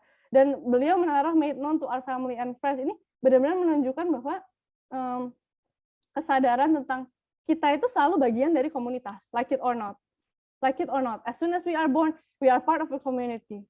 If we don't believe, we can look at our belly button, right? We all come from somewhere, and connected in a giant web of life. Jadi kita nggak bisa menghindari, kita hidup dalam masyarakat. Dan each of our action impacts the larger collective order, nggak hanya kita sendiri ini. Nah, seeing that body and mind are one, or in unison, we are committed to learning appropriate ways to take care of our sexual energy, and to cultivate loving kindness, compassion, joy, and inclusiveness. Ini Brahma Wihara ini, 1, 2, 3, 4. Metta, Karuna, Mudita, Upekha, for our own happiness and the happiness of others. We must be aware of future suffering that may be caused by sexual relations, future suffering of ourselves and also others, ya. Yeah, we all know that sexual bond itu kan bikin attach banget kan, in so many ways, obviously because it involves a lot of senses, kayak 6 panca indera tuh main banget. Jadi of course memorinya itu nggak hanya di dalam batin ya, tapi it's almost like every cell of our body knows their name. Ngerti nggak sih? Kayak every cell of our body calls out for that name gitu loh. Jadi kayak triggernya tuh maksudnya ke depannya gitu, untuk kita diingatkan itu ke peristiwa intimasi kita sama orang itu kembali, itu sangat mudah. Misalnya at the touch of a finger, misalnya ya tiap orang kan beda-beda, misalnya at the touch of a finger, di sentuhan di dahi, sentuhan di mana, misalnya kayak di mana, bisa tiba-tiba satu sentuhan, all the memory replays like movie, right? Nah itu kita tuh harus aware gitu. Kalau memang kita memilih untuk melakukan itu, ya itu memang konsekuensinya gitu. Jadi maksudnya ketika itu terjadi ya jangan komplain. We know that to preserve the happiness of ourselves and others, we must respect the rights and commitments of ourselves and others. Ini including misalkan jangan selingkuh, dan juga jangan mengganggu hubungan orang lain, dan juga komitmen terhadap diri kita sendiri gitu ya. We will do everything in our power to protect children from sexual abuse and to protect couples and families from being broken by sexual misconduct. We will treat our bodies with compassion and respect. Because our body is the vehicle of our life di dalam satu fase kehidupan. Sampai kita meninggal, kita cuma punya satu badan ini loh. Jadi kalau misalnya kita spend it on misalnya passive smoking gitu, duduk di sebelah orang ngerokok, nggak enak kok kalau pindah. Kalau aku ya mikirnya gini, kalau misalkan nanti suatu hari aku kanker, amit-amit ya, dia nggak akan involve in my life. This is my life, and I respect it, and I want to do good things with my life. I will move. I will not spend even a minute being a passive smoker gitu. Sebisa mungkin, ayo cepet move. Meskipun harus pindahin barang, pindahin aja. It's nothing, nggak enakan, harus pindah barang sebentar. It's nothing compared to your life, you know. This precious lifetime, kita tuh bisa benefit so many beings and menanam begitu banyak kebajikan ya dengan tubuh ini gitu. Tubuh ini tuh bukan main-main gitu. Respect it in all its conditions, because that's all we have. And we are determined to look deeply into the 4 nutriments. Nah ini Bante Tirthasan sebutnya edible food, sense perceptions, ya 6 indera, mental volitions, ini 52 faktor mental, dan consciousness, yaitu cita. Jadi maksudnya kita itu mengkonsumsi tidak hanya lewat mulut, tapi juga seluruh indera kita. And we become what we eat. So be careful what we feed our mind and body with, because that is what we will become. Ya, bukan hanya makanan untuk tubuh, tapi apa yang kita lihat, apa yang kita dengar, apa yang kita sentuh, dan sebagainya. Oh, and learn ways to preserve and channel our vital energies. Nah, ini termasuk sexual, breath, and spirit. Spirit di sini, ini ada istilah abhidhamaya jiwitindriya, tapi don't worry about it. Intinya, all our energies, we have to channel it for the realization of our body satwa ideal. Body satwa, satwa itu kan makhluk, body itu penggugahan. Jadi, supaya kita menjadi makhluk yang terbangun. We will be fully aware of the responsibility of bringing new lives into the world and will meditate regularly upon their future environment. Ini kan, precisely kan, dari tadi yang kita ngomongin, kenapa kita bisa terdorong begitunya untuk melakukan reproduksi, even though meskipun kita sebenarnya nggak pengen, secara konsis kita nggak pengen punya anak, tapi tubuh kita kok seolah kayak kepengen gitu kan. Nah, ini makanya Bhante Tirthanan mengajak kita untuk fully aware of the responsibility of bringing new life into the world, bahwa itu adalah komitmen seumur hidup. Sekali kita punya anak, kita adalah a parent for life.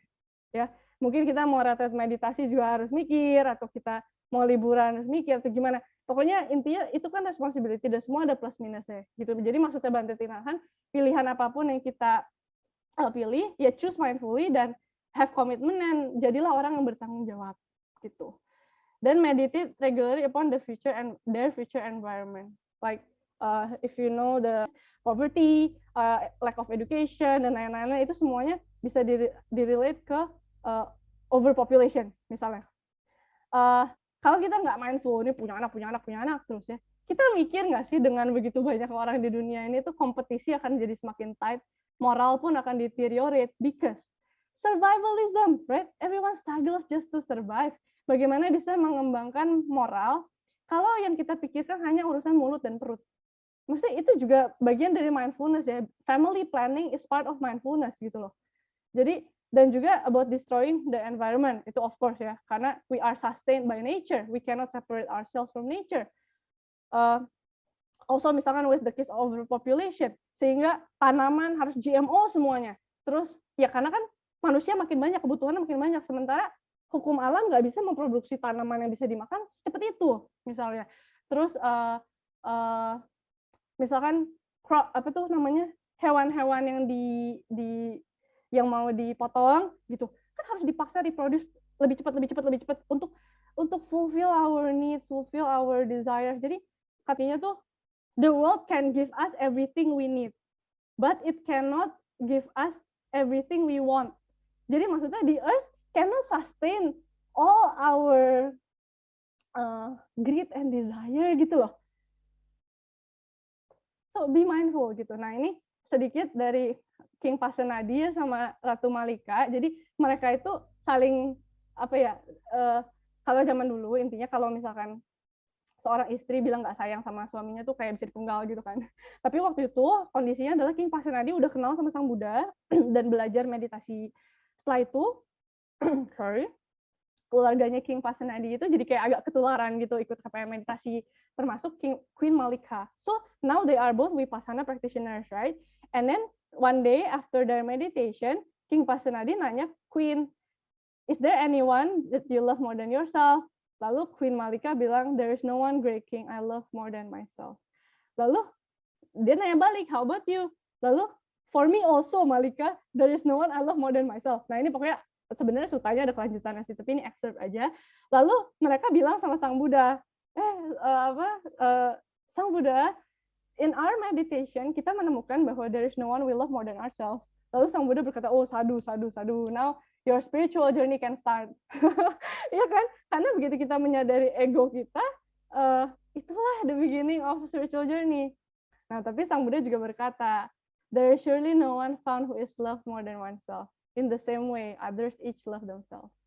Therefore, one who cares for himself should not harm another. Jadi, realizing interconnectedness ya, hurting ourselves is hurting others is hurting ourselves. Taking care of ourselves is taking care of others, and vice versa.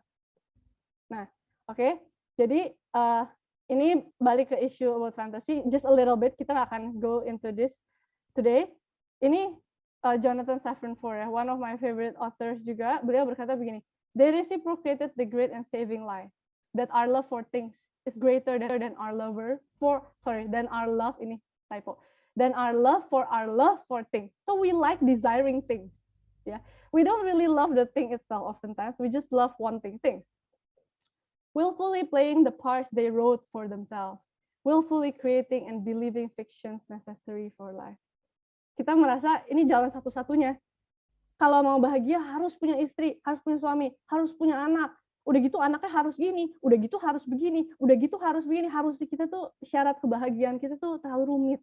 Sehingga kita menjadi sulit untuk bahagia. We create fictions and we believe them ourselves. Nah, jadi ini ya, balik ke cerita tadi, often we don't fall in love with a person, but the image of the other person. And over time, when the image looks different from reality, that's where suffering appears. Nah, jadi in conclusion, ini real picture ya. Ini aku, I made this photograph near Perth, kayak sekitar 1 jam gitu. Ini not the exact picture, tapi aku punya satu pengalaman. Kenapa tadi aku bisa bilang domba? Karena suatu hari aku lihat kalau sama my dad nyetir, my dad itu nggak sengaja pencet klakson, dan di sebelah aku ada banyak domba. Nah, aku bilang, Papa berhenti Pak, mau foto domba gitu. Nah, ini my dad nggak sengaja press, and then guess what? Aku benar-benar lihat with my own eyes, even until now the memory is so vivid. Itu bener loh, kayak I don't know, maybe I saw like 50 dombas, and then satu-satu, and then they stared at me like a major celebrity moment of my life. Lama banget, kayak bermenit-menit ngeliat kayak, and many of them unblinking. Nah, that was the moment. Akhirnya aku ngerti, pantesan aja ya di banyak tradisi domba itu disebut seperti dijadikan analogi makhluk yang kehilangan arah dan serba follow gitu, serba follow. Dan aku perhatikan juga begitu satu dari mereka bosen liatin aku gitu ya, oleh the other way, semua ikutan and then follow. Nah, jadi in conclusion, kita itu seringkali hidup seperti itu. Why do we go to school? Because everyone else goes to school. Kenapa kita punya pacar? Karena semua orang pas SMP udah pacaran. Dan pas SMP kan kita, ya kalau aku sih pernah mikir gitu ya, kayak, iya, aku mikir gini misal, kenapa ya kita harus pacaran ya? Padahal kita tahu ini nggak bakal nikah, orang kita masih SMP ya. Tapi semua orang pacaran, aku juga jadi pengen tahu rasanya pacaran. Ngerti nggak sih? Mungkin banyak ya yang bisa relate tentang perasaan seperti itu. Jadi, terus kenapa kita ke uni? Ya karena everyone else goes to uni. Why do we work in corporate job? Because everyone else is doing it around us. Kita selalu seperti itu. Kenapa kita berpasangan? Because everyone else is doing it. Why are we posting pictures of bouquet flowers on Instagram? Because everyone else is doing it. And now I'm doing it too because I nggak mau kalah. I juga mau kelihatan I have an admirer, I have an adorer, I am also loved. Ya kan? Ini maksudnya I nggak suka bunga pun. Kenapa kita bisa maksa pacar kita untuk beli bunga? Misalnya, ya, aku nggak pernah sih, tapi I know some people do that gitu. Karena bagi mereka tuh harus gitu. Padahal mereka sih belum tentu suka gitu loh. Terus misalnya apakah tipikal kalau jadian itu harus makan fine dining terus langsung ngepost di Instagram? And a lot of people are like asking, are you gonna post that on Instagram? Ngerti nggak sih? Dan tapi juga sama, why are you not posting it misalnya? Oh, karena aku mau beda. Bisa aja kan? Nah, tapi we rarely do things with intention and purpose gitu loh. And especially with relationships, we often make it our identity gitu, bahwa kalau kita nggak punya pacar berarti ini, kalau kita punya pacar artinya kita ini, dan kita seringkali sombong sekali ya dengan hal itu. Oh, sekarang punya pacar berarti everyone else is nggak penting. Makanya ada kata-kata, oh kalau udah punya pacar ngilang, kalau udah punya relationship, kalau udah punya keluarga mah hidup mah gitu-gitu aja. Padahal siapa yang bikin aturan kayak gitu? Ya kan? But we will talk about that in later sessions. Maksudnya dari semua sesi ini adalah satu kalimat aja ya. Dunia itu tidak sekecil pandangan kita. Udah. The world is not as small as our point of view. Jadi, sekarang questions for discussion. I hope you're not sleepy yet. Kita mungkin masih punya like 15 minutes, boleh lah ya, untuk reflection discussion. Have you ever contemplated on why we tend to seek out engagement in romantic relationships? And sebelum ini, pemikiran kalian apa tentang romance and householders life? And what do you think about them now? Atau comment in general about what you learned today juga nggak apa-apa. Ya, sekian dari saya. Terima kasih. Semoga bermanfaat. Saya pass it down to Desi again. Thank you. Oke, thank you banget semuanya. And we are very thankful. Dan untuk menutup acara Dhamma Sharing pada malam hari ini, kita akan sama-sama beranjali dan juga melakukan patidana, dan aku pengen undang teman-teman semua untuk membacakannya. Keluar suara boleh banget, namun tetap Zoom-nya di mute. Semoga jasa-jasa yang telah kulakukan kini atau di waktu lain akan mengalir pada hancurnya kotoran batin dan mengkondisikan pencapaian nibbana. Saya membagikan jasa kebajikan ini kepada semua makhluk di seluruh alam semesta, tiada batas, tiada hingga. Semoga mereka yang mengetahuinya turut bersuka cita. Bagi mereka yang tidak mengetahuinya, semoga para dewa memberitahukannya. Semoga mereka menemukan jalan kedamaian. Semoga cita-cita luhur mereka tercapai. Sabesata Bawantu Sukitata, semoga semua makhluk hidup berbahagia. Sadu, sadu, sadu.